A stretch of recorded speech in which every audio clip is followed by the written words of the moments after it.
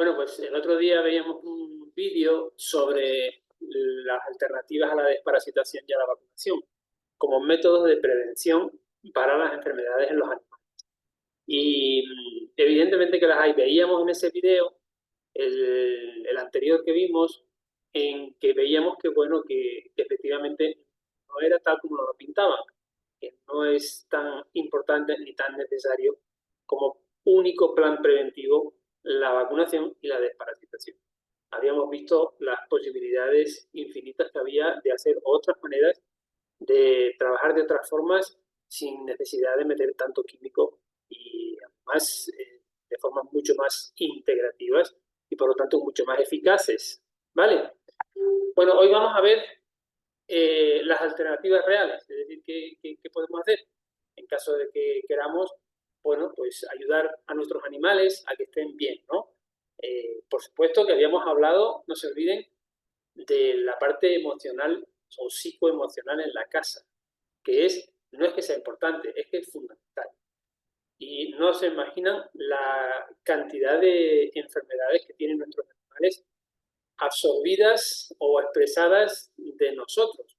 Eso es algo que a mí me ha sorprendido muchísimo desde que hace 15 años llevo observando esa conexión que existe gracias a la biodescodificación y he podido comprender exactamente que efectivamente los animales tienen los síntomas correspondientes al conflicto emocional que tienen sus propietarios.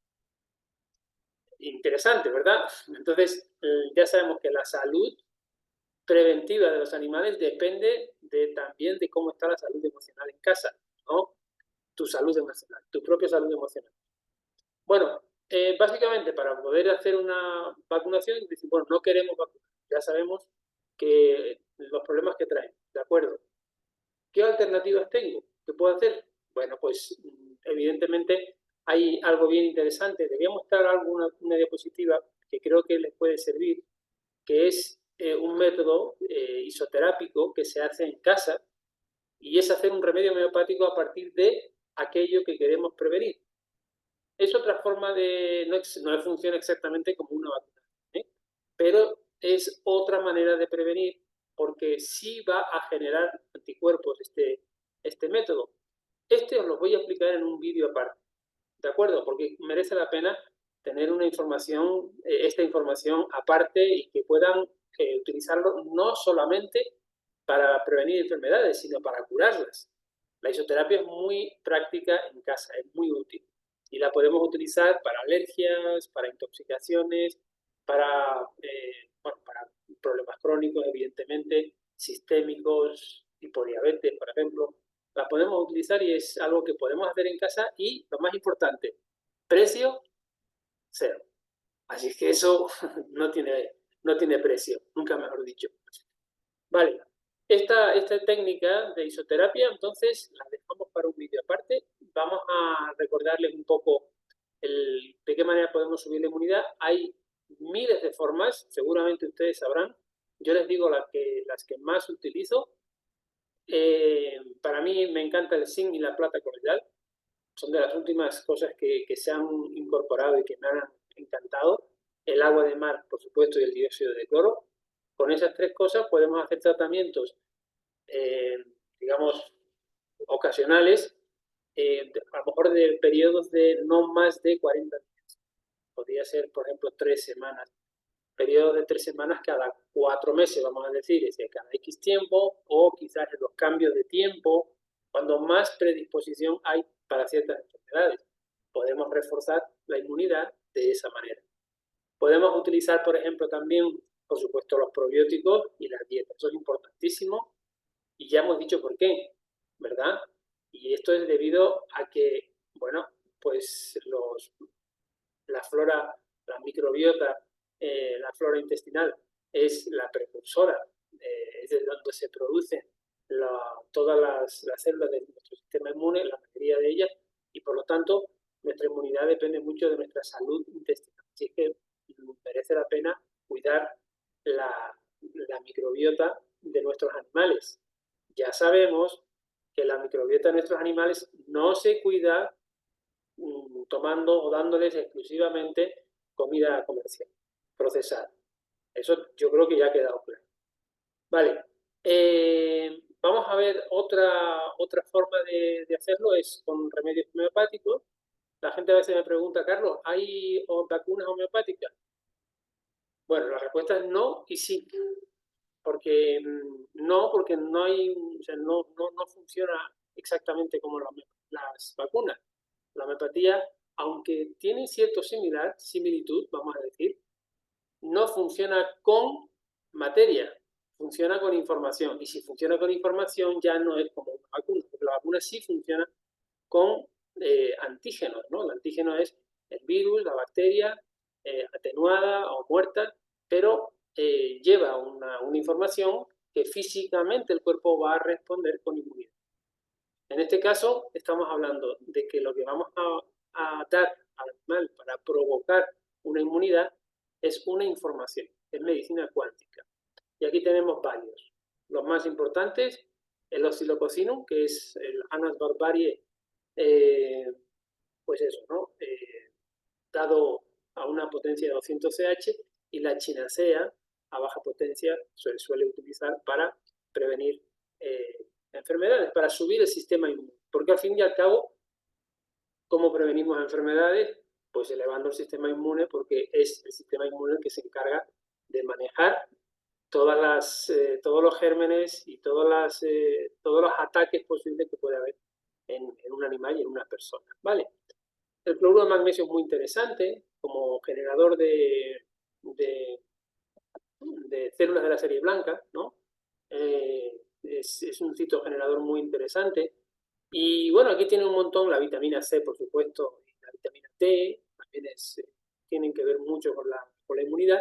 No es que tengan que utilizar todos estos, pero de estos podrían hacer de vez en cuando un tratamiento de tal manera que tengan una inmunidad normal bien. Respecto a la desparasitación, bueno, la desparasitación,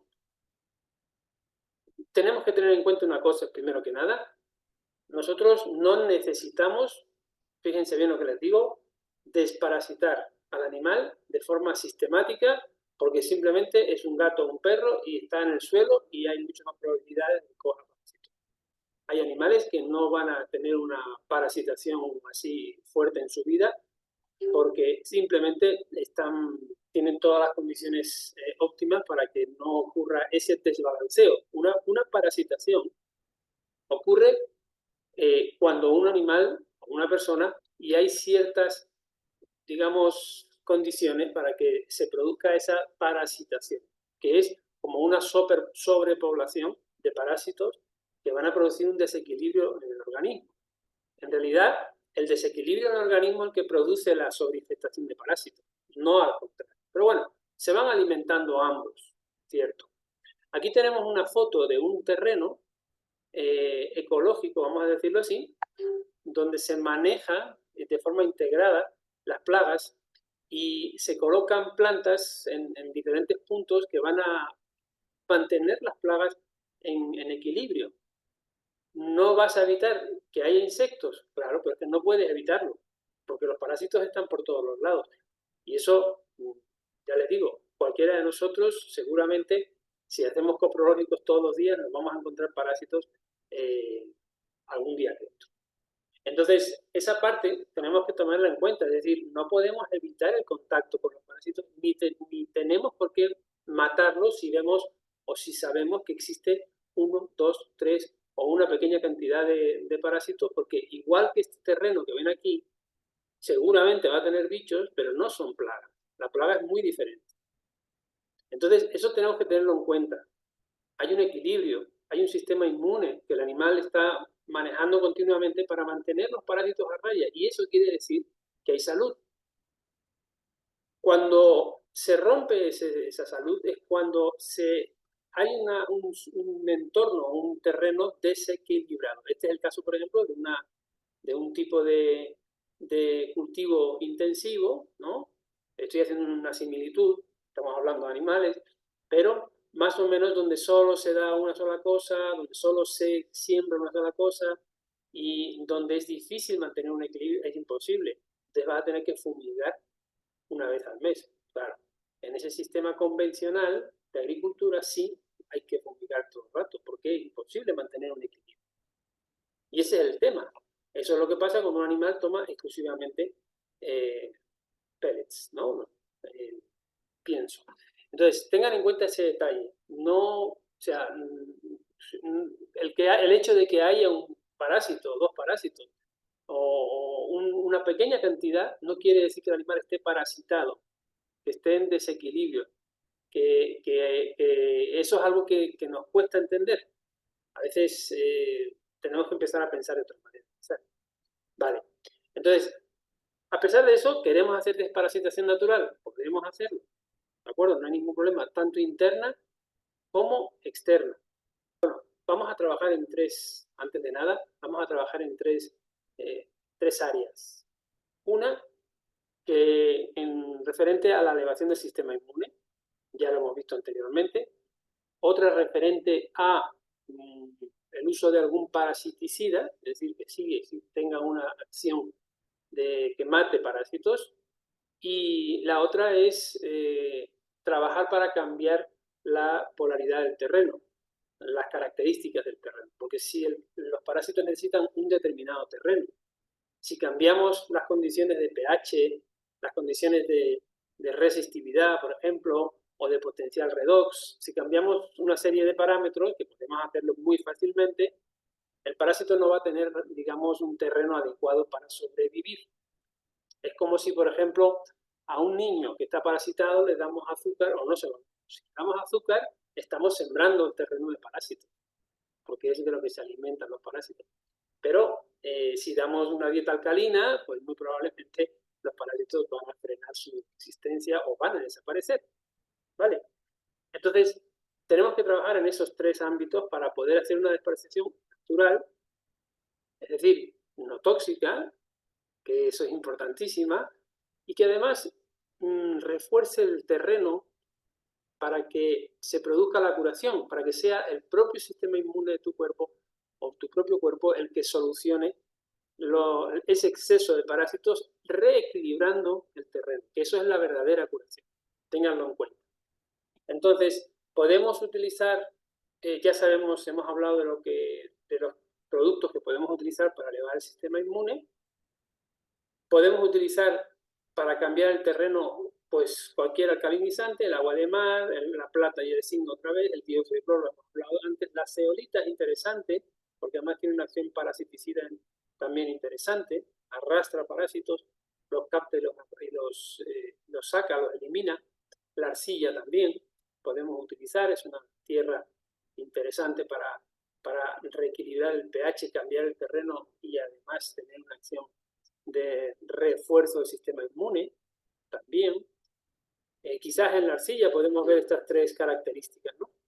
La tierra diatomea es interesante también, ténganlo en cuenta, es uno de los principales parasiticidas que se utilizan, y por supuesto la mejoría de la alimentación si es que el animal se está alimentando. ¿Qué parasiticidas podemos encontrar? La tierra diatomea, una de ellas, son estas algas, en realidad son fósiles de algas, que tienen estas formas y que son muy curiosos porque se pulverizan. Luego hay las arcillas, pueden utilizar arcillas, por ejemplo, periódicamente, ¿no? Igual que la tierra diatomea, periódicamente pueden utilizar arcillas, pues especialmente la blanca y la verde, pero vale cualquiera, ¿de acuerdo? Tiene que ser de buena pureza, ¿ya? Tienen que ser para poder ser ingeridas. Las arcillas normalmente las utilizamos en periodos de una semana, por ejemplo, y lo que hacemos es, o 2 semanas, ponemos una cantidad a ojímetro, es más o menos una cucharada rasa por cada 200 mililitros de agua aproximadamente. Le echamos, removemos sin ningún tipo de metal, eso es importante, y dejamos que repose y que tomen de ese agua durante todo el tiempo que quieran hacer ese apoyo a la desparasitación. ¿De acuerdo?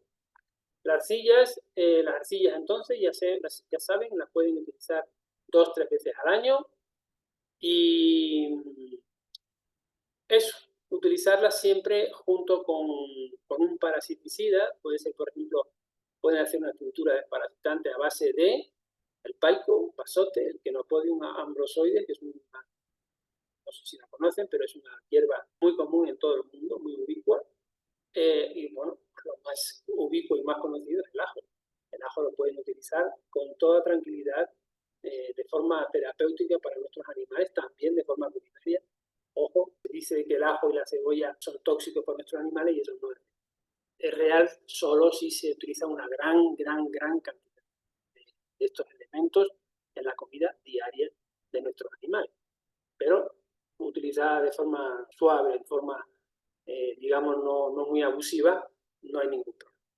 Entonces, bueno, más o menos, bueno, luego tenemos el uso de trementina también, que se ha puesto de moda ahora y que es muy interesante y que creo que puede ser útil y práctica, utilizada de forma un poco cautelar en los gatos, ¿no? Ya sabemos que no podemos dárselo oral a un gato, y utilizado en los perros, también puede ser oral en los perros, pero también de forma cautelosa. Es un aceite esencial y todo lo que son aceites esenciales ingeridos tenemos que tener cuidado en los animales, ¿vale?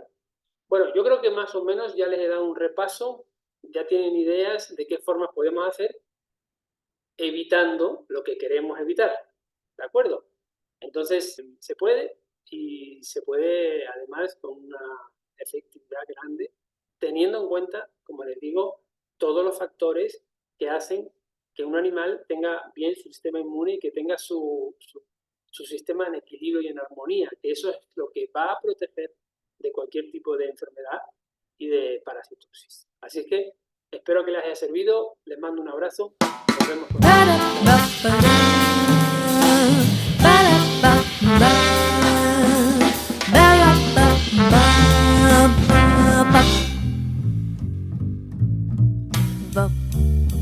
ba ba ba ba ba ba ba ba ba ba